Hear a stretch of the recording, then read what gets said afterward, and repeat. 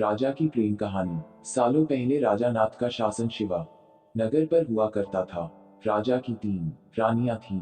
राजा अपनी तीनों पत्नियों में से सबसे ज्यादा अपनी पहली पत्नी को प्यार करता था, क्योंकि वो खूब सुंदर थी। उसकी सुंदरता के कारण राजा दूसरी और तीसरी पत्नी पर ध्यान नहीं दे पाता था। वह अपनी दूसरी पत्नी को दोस्त मानता था और तीसरी पत्नी पर बिल्कुल गौर नहीं करता था।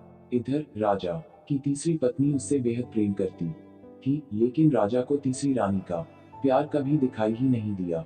वो हरदम अपनी पहली पत्नी के साथ ही व्यस्त रहता था। ऐसा होते होते कई साल बीत की गए।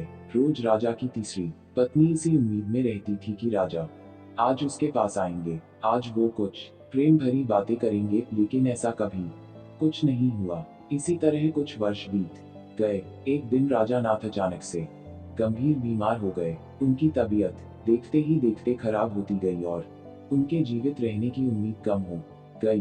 तब राजा ने अपनी पहली पत्नी को बुलावा भेजा। राजा की पहली पत्नी राजा के पास आए तो राजा ने उससे पूछा कि मेरे जीवित रहने की संभावना बहुत कम हो गई है और मैं भगवान के पास अकेले जाना नहीं चाहता हूँ, क्या तुम मेरे साथ चलोगी? राजा की बातें सुनकर रानी ने उनके साथ जाने से माना कर दिया और कहने लगी कि अभी मेरा जीवन बचा हुआ है और मैं अभी और जीना चाहती हूँ, इसी वजह से मैं आपके साथ नहीं जा सकती। ऐसा कहकर पहली रानी राजा के कमरे से बाहर चली गई। तब राजा दूसरी रानी को बुलाने के लिए कहता है।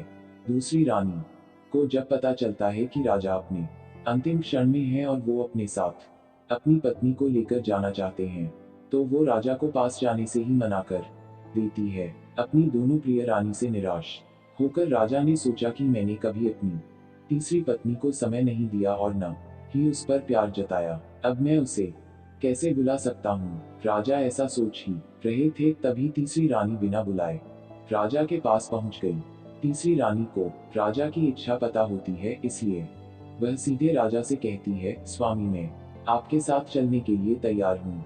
रानी की बात सुनकर राजा को बहुत खुशी हुई, साथ ही उन्हें यह निराशा हुई कि उसने सारी जिंदगी उस रानी से ठीक तरह से प्यार नहीं जताया, लेकिन यही मुझसे सबसे ज्यादा प्रेम करती है।